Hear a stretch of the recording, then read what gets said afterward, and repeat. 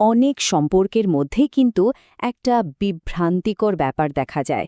সঙ্গী কখনো খুব কাছে আসছেন, আবার পরমুহূর্তেই হয়তো দূরে চলে যাচ্ছেন।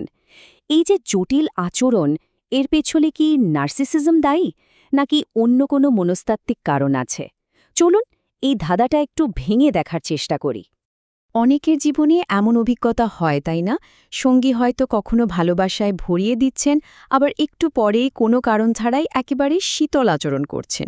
এই যে একটা হট অ্যান্ড কোল্ড খেলা, এটা যে মানসিকভাবে কতটা ক্লান্তিকর আর কনফিউজিং হতে পারে, তা তো আমরা অনেকেই জানি। সাইকোলজির ভাষায় এই সিচুয়েশনটার একটা নাম আছে। একে বলে ইন্টারপার্সোনাল লিম্বো, মানে এমন এক দোটানা অবস্থা যেখানে সম্পর্কটা না সামনে এগোয় না পুরোপুরি শেষ হয়। সঙ্গী আপনাকে এক ধরনের অনিশ্চয়তার মধ্যে ঝুলিয়ে রাখে, যা কিন্তু খুবই কষ্টদায়ক। মজার ব্যাপার হলো, এই অনিশ্চয়তা কিন্তু আমাদের ব্রেনের সাথে একটা অদ্ভুত খেলা খেলে। যখন ভালোবাসা বা মনোযোগটা অনিয়মিতভাবে আসে, মানে কখনো আসে কখনো আসে না, তখন আমাদের ব্রেনের ডোপামিন রিলিজ হয়। আর ঠিক এই কারণে আমরা ওই অল্প উষ্ণ মুহূর্তগুলোর জন্য অপেক্ষা করি আর শীতল ব্যবহারটা সয়ে যায়। এটা কিন্তু এক ধরনের অ্যাডিকশনের মতোই কাজ করে। তো এই ধাঁধাটা সলভ করার জন্য আমরা আজকে কি দেখব? প্রথমে আমরা বুঝব এই উষ্ণ শীতল সম্পর্কের প্যাটার্নটা কি। তারপর নার্সিসিজম আর অ্যাভয়েডেন্ট অ্যাটাচমেন্টের মধ্যে পার্থক্যটা দেখব।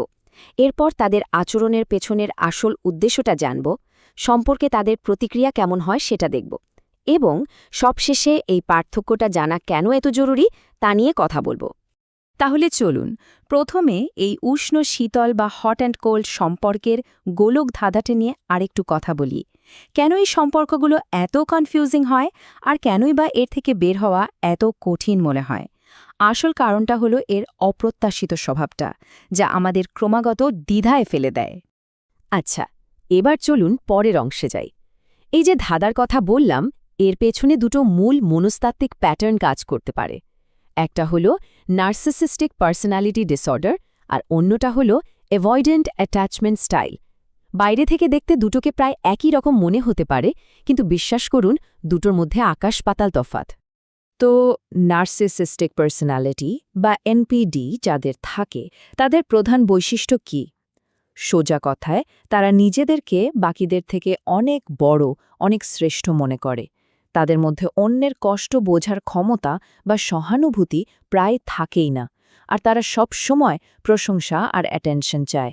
সম্পর্ককে তারা নিজেদের প্রয়োজন মেটানোর একটা উপায় হিসাবেই দেখে। অন্যদিকে অ্যাভয়েডেন্ট অ্যাটাচমেন্ট কিন্তু কোনো পার্সোনালিটি ডিসঅর্ডার না। এটা আসলে ছোটবেলার অভিজ্ঞতা থেকে তৈরি হওয়া একটা সেলফ ডিফেন্স মেকানিজম। এরা স্বাধীনতাকে সবকিছুর ওপরে রাখে, আর ইমোশনাল ক্লোজনেস বা আবেগীয় ঘনিষ্ঠতাকে একটা বিপদের মতো দেখে। তাই সম্পর্ক যখনই একটু গভীর হতে শুরু করে, তখনই তারা নিজেদের গুটিয়ে নেয়। তাহলে কনফিউশনটা তৈরি হয় কেন? কারণ কিছু কিছু আচরণে এদের মধ্যে দারুণ মিল আছে।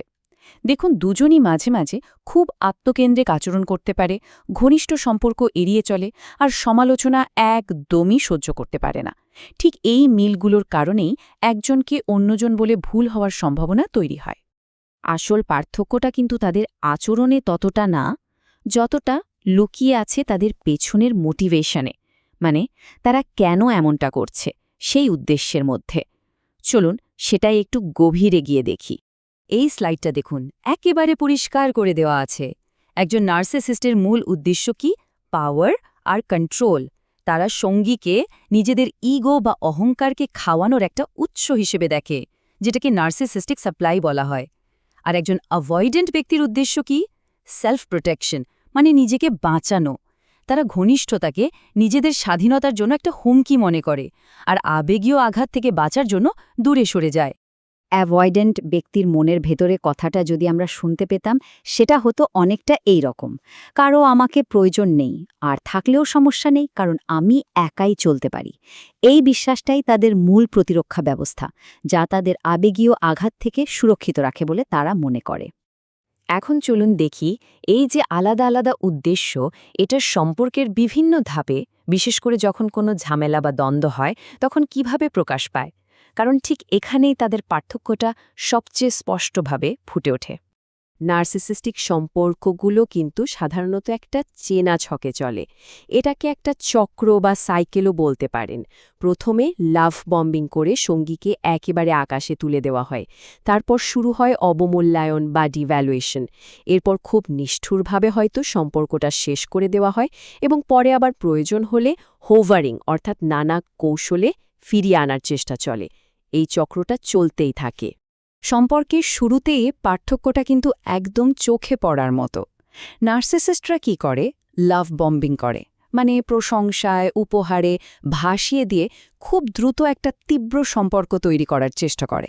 অন্যদিকে অ্যাভয়েডেন্ট ব্যক্তিরা খুব ধীরে ধীরে এগোয় এবং প্রথম থেকেই একটা দূরত্ব বজায় রাখে। আর ঝগড়া বা মতের অমিল হলে প্রতিক্রিয়াটা হয় একেবারে উল্টো।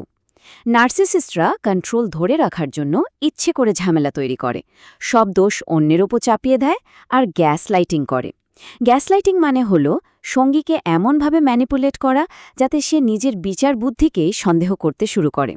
অন্যদিকে অ্যাভয়েডেন্ট ব্যক্তিরা ঝামেলা এড়ানোর জন্য হয় পুরোপুরি চুপ হয়ে যায় অথবা ওই পরিস্থিতি থেকেই পালিয়ে যায়।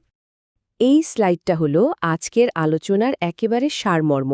এখানে পাশাপাশি রেখে দেখানো হয়েছে আচরণের উদ্দেশ্য, সম্পর্কের শুরু, দ্বন্দ্বে প্রতিক্রিয়া এবং পরিবর্তনের ইচ্ছা, এই 4টি ক্ষেত্রে তাদের মধ্যে কি কি স্পষ্ট পার্থক্য আছে।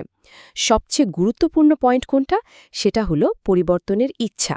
দেখুন, অ্যাভয়েডেন্ট ব্যক্তিরা যদি বুঝতে পারে এবং নিরাপদ বোধ করে তাহলে তাদের বদলানোর সম্ভাবনা থাকে, কিন্তু নার্সিসিস্টরা নিজেদের সবসময় সঠিক মনে করে, তাই তাদের পরিবর্তনের ইচ্ছা বা সম্ভাবনা দুটোই খুব কম। এখন প্রশ্ন হল, এত কিছু জেনে এই পার্থক্যগুলো বুঝে লাভটা কি? লাভটা অনেক বড়, কারণ এই পার্থক্যটা বুঝতে পারা বা না পারার উপরেই নির্ভর করছে একটা সম্পর্কের ভবিষ্যৎ এবং আপনার নিজের মানসিক শান্তি। এই চার্টটা দেখুন, খুব সহজ করে বোঝানো আছে। নার্সিসিজম হল একটা গভীর পার্সোনালিটি ডিসঅর্ডার, যেটা বদলানো প্রায় অসম্ভব। কিন্তু অ্যাভয়েডেন্ট অ্যাটাচমেন্ট হল একটা বিহেভিয়ারাল প্যাটার্ন। সঠিক থেরাপি এবং একজন সাপোর্টিভ সঙ্গীর সাহায্যে অ্যাভয়েডেন্ট ব্যক্তিরা কিন্তু ধীরে ধীরে একটা নিরাপদ সম্পর্ক তৈরি করতে শিখতে পারে। তাই শেষ পর্যন্ত সঙ্গীকে নার্সিসিস্ট বা অ্যাভয়েডেন্ট এই লেবেল দেওয়ার চেয়েও অনেক বেশি জরুরি হল ফোকাসটা নিজের দিকে নিয়ে আসা।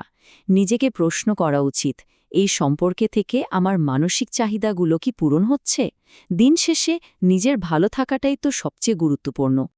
তো পুরো আলোচনা শেষে প্রশ্নটা কিন্তু একটাই, সঙ্গীর আচরণের কারণ যাই হোক না কেন, সেটা নার্সিসিজম হোক, অ্যাভয়েডেন্ট অ্যাটাচমেন্ট হোক বা অন্য কিছু, শেষ প্রশ্নটা হলো, সম্পর্কটা কি আপনার জন্য স্বাস্থ্যকর? এখানে কি মানসিক শান্তি পাওয়া সম্ভব? আর এই উত্তরটা কিন্তু আপনাকেই খুঁজে বের করতে হবে।